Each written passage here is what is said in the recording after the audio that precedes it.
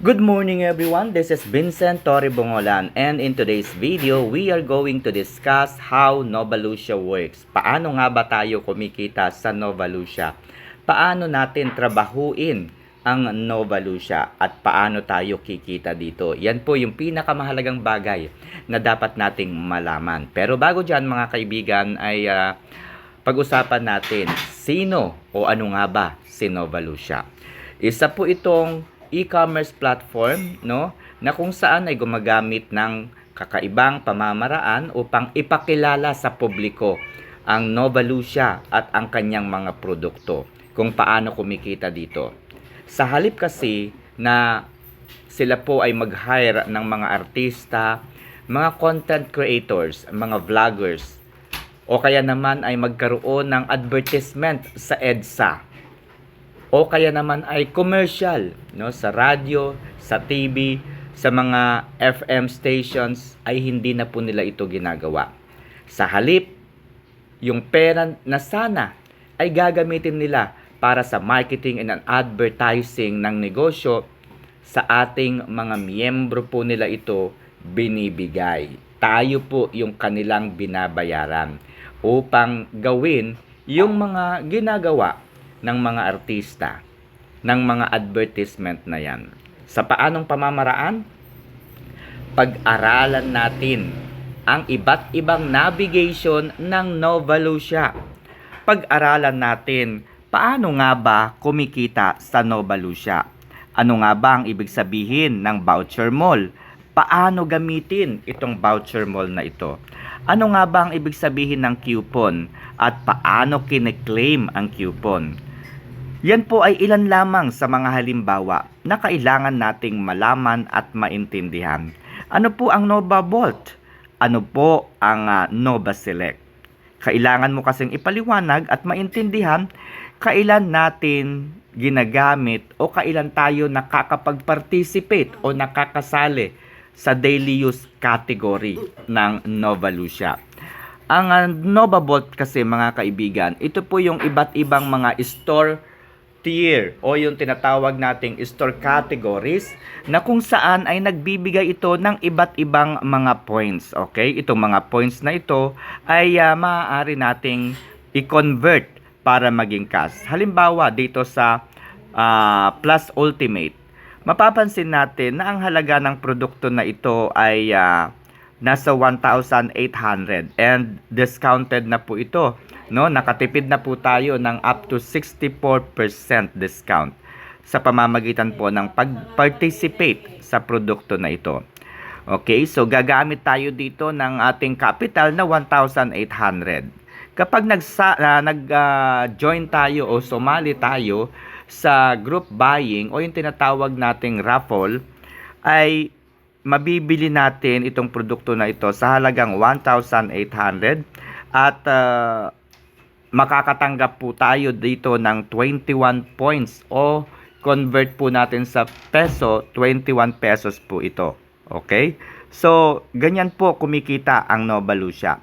Maaari tayong mag-participate sa group buying o raffle, no? 5 for each of the category, no? Sa 5 produkto po tayo pwedeng mag-participate. Halimbawa, sa Plus Ultimate, 5 produkto po yung pwede nating salihan. Okay? Sa Plus Elite, 5 produkto rin po.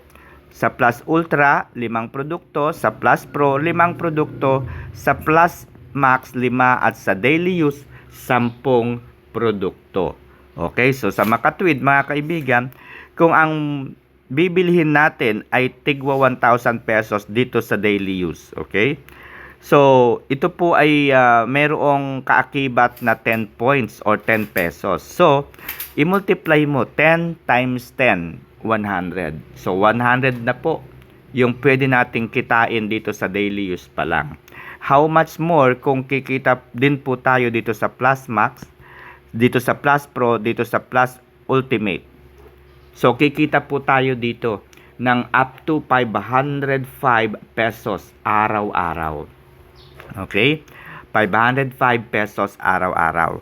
So, kapag natutunan mo ang lahat ng navigation na ito, gaya ng inyong naririnig mga kaibigan, At kapag merong tao na nagkaroon ng interest at gusto rin pong kumita sa Nova Lucia, ano po ang gagawin ng tao?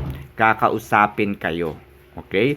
Tatanungin kayo at sasabihin nila, "Ma'am, sir, turuan mo naman ako. Gusto kong kumita dyan sa Nova Lucia. Pwede nyo ba akong turuan?"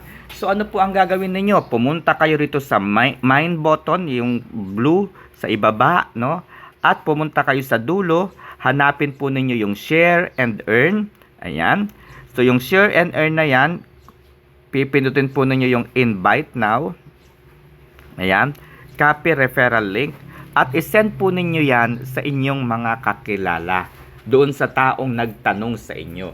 Isend po ninyo yan at sila po ay gagawa ng account sa Nova Lucia. So dahil sinend mo mga kaibigan, ipe-paste mo ngayon. Ipe-paste nila doon sa kanilang browser yung registration link na ibinigay mo. Okay? So, sa mga OFW, marami po kasing OFW yung nagtatanong, ang ilagay nyo po dito sa cellphone number sa itaas ay yung cellphone number na nandito sa Pilipinas.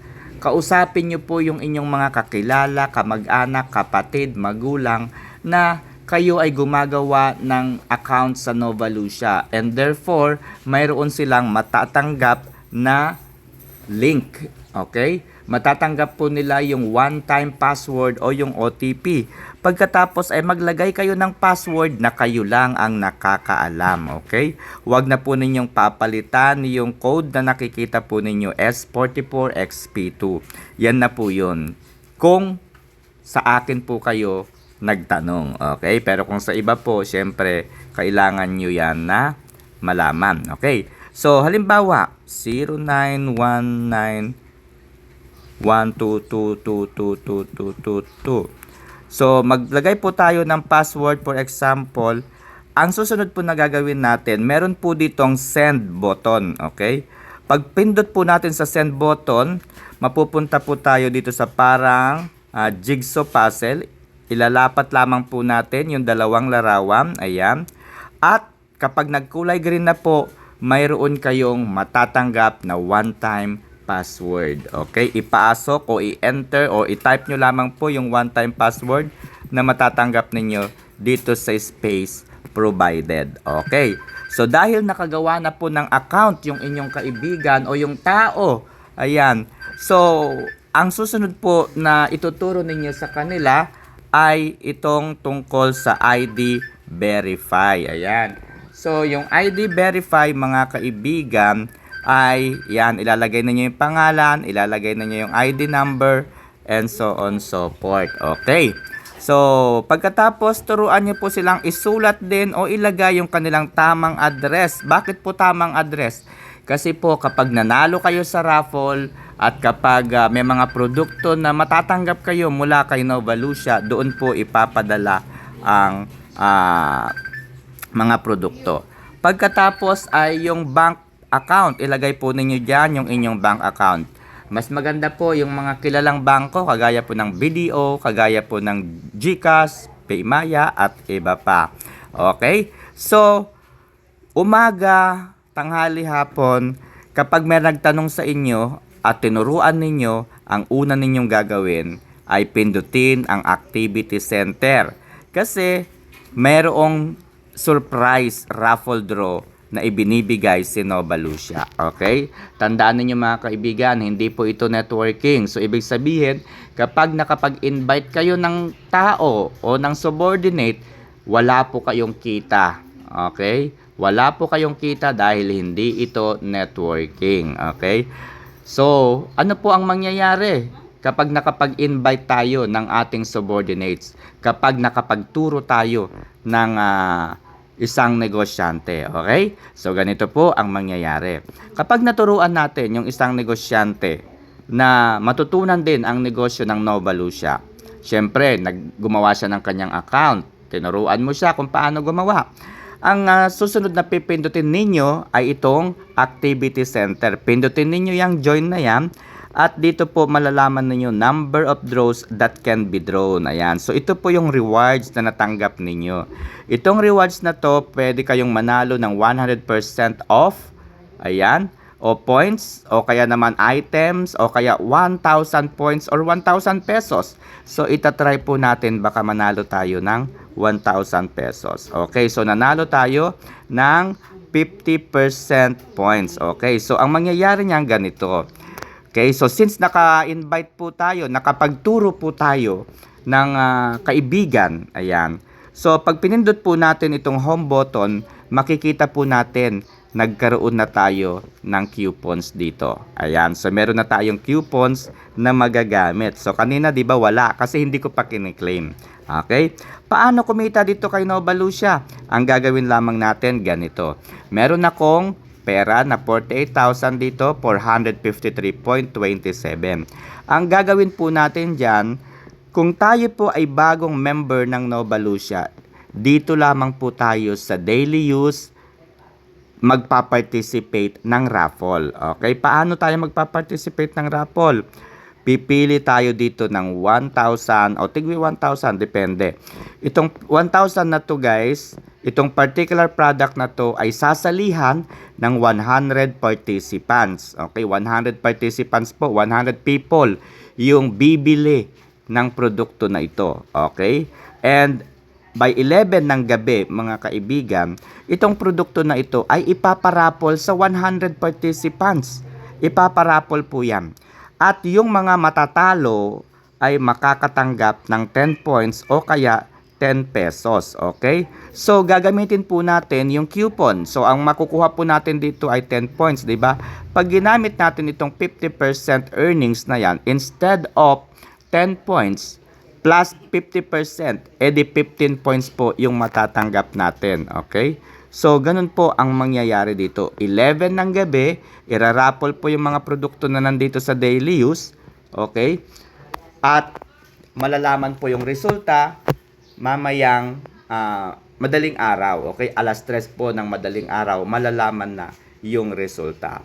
Ngayon, kapag naka-recruit ka, sir, di ba sabi mo walang komisyon na nakukuha?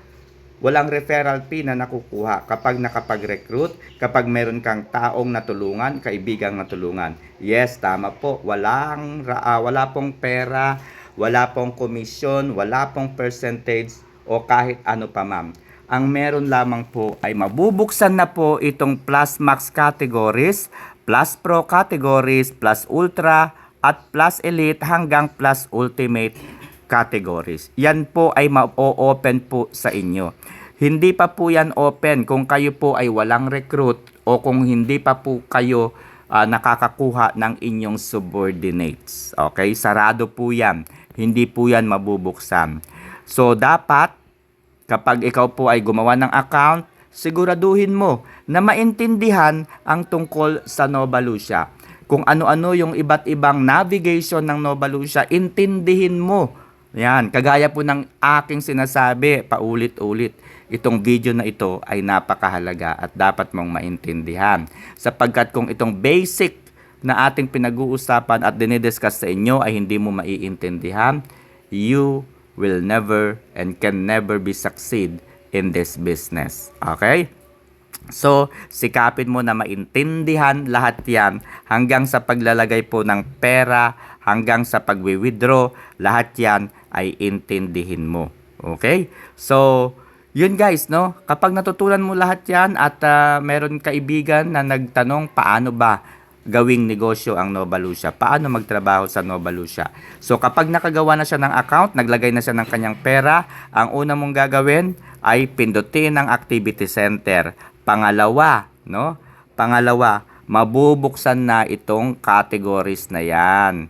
So, yan po ay sarado kung wala po kayong recruit. Pero kung meron na po kayong recruit, 2 hanggang 3 recruit, pwede na pong mabuksan lahat ng category na yan.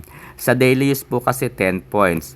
Sa Plus Max po kasi 13, sa Plus Pro 14, sa Plus Ultra is 15, sa Plus Elite 18, at sa Plus Ultimate ay 21 points. So, total of 505 pesos kada araw ang pwede mong kitain dito. Ngayon, kung meron kang kaibigan na naturuan, umabot ito sa 20, umabot ito sa 100, ganyan. Pumunta ka dito sa home button at meron kayong rewards. Ayan. Ito po ay competition among you with your subordinates. Okay? So guys, ito po mapapansin ninyo. Meron tayong i-claim na 1,105. Okay? So pansinin ninyo yung aking current point, 678.01. Okay? So, kapag dinagdag po natin itong rewards na to, magiging 1,783.53 na po yan. Okay? So, na yan. Receive po natin. Ayan. So, naka-receive po tayo ng 1,105.52. Pansinin po ninyo yung ating points. 1,783.53. Ang gagawin po natin dyan, hindi natin yan gagamitin, ayan, para ibili ng mga produkto. Ang gagawin po natin sa points, i-convert natin yan para maging ganap na pera. Pansinin nyo yung aking balance ngayon, ha?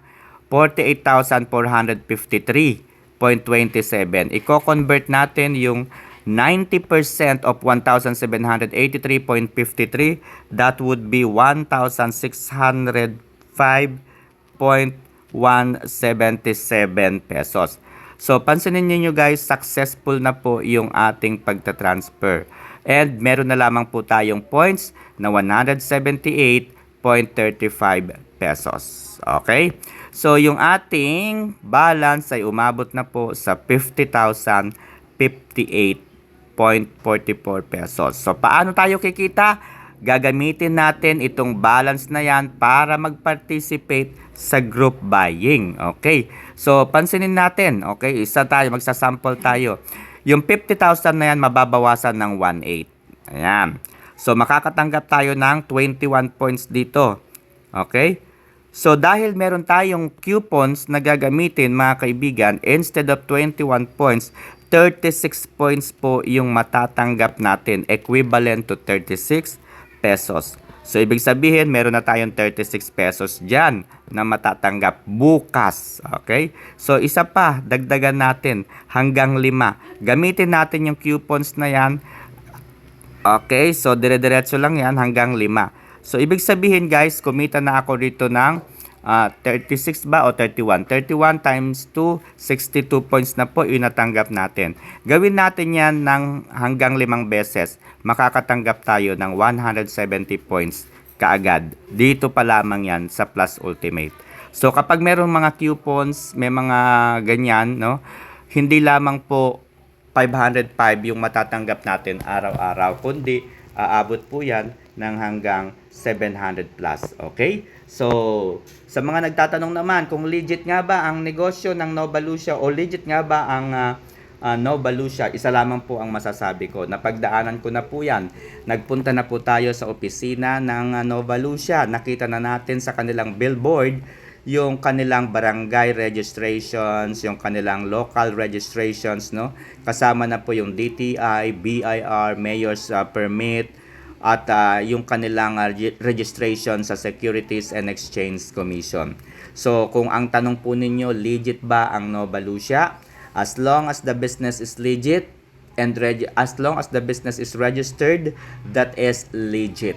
Okay? So, kung tanungin po ninyo ako kung hindi ba scam ang Nova Lucia, that is I cannot say or I cannot control. Okay? Depende po yan kung paano nga ba gumagalaw ang negosyo sa dami po ng mga requirements ng gobyerno. Halimbawa na nga lang po ngayon, mga kaibigan, ang Department of Trade and Industry, ayan, so deponggal yan.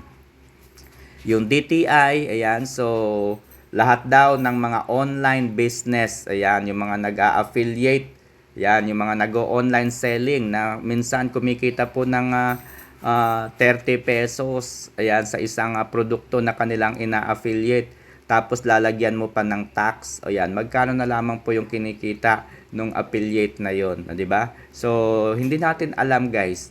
Depende po yan sa compliance nila sa mga bagong mga pakulo ng ating pamahalaan. So, if they are complying naman, with the government regulations, government orders, etc., etc., I don't think na magsasara ang isang negosyo. Again, hindi po natin control yon kung sila po ay mawawala ng biglaan. As long as the business is registered, it is legit. Okay? So, kung meron po kayong mga doubt, ayan, syempre, kung meron kayong mga doubt, hindi natin yan ine-encourage. Okay? Na pasukin po ang negosyo. Because at the end of the day, you will never succeed. Bakit? Kasi nga po, araw-araw ang inyong mga dibdib ay parang kinukurot ng takot. Okay? So, pag kinukurot po ng takot, syempre, instead na gawin po ninyo yung negosyo, mag-iisip kayo, ay, kailangan ko bang maglagay ng 5,000 dito? Baka naman tumakbo kinabukasan. So, mahirap po yun, guys, no? So, kung hindi po kayo kampante o hindi po panatag ang inyong loob na pasukin ang negosyo ng Nova Lucia, better yet na gumawa o maghanap kayo ng isang negosyo na kung saan ay tangible, nahahawakan at nakikita po ninyo. Yung namamanage po ninyo physically. Okay, so kagaya po ng pagbebenta ng mga face balls and so on so forth. Okay, so ang isa pa po sa pinakamagandang bahagi ng Nova Lucia ay itong maabot mo kung anong level meron ka. Okay, so bilang miyembro, kung ikaw ay bagong gawa, no, bago po yung inyong account, kayo po ay Nova Start. Okay, kapag naglagay na po kayo ng kahit 1,000 pesos na minimum, ay magiging Nova Basic na po kayo. Kapag meron na po kayong dalawang subordinate, magiging Nova Plus na po kayo. Kapag meron na po kayong tatlong subordinates at yung subordinates ninyo kumikita na po ng hanggang 10,000 plus pataas, magiging Nova Prime na po kayo. Okay?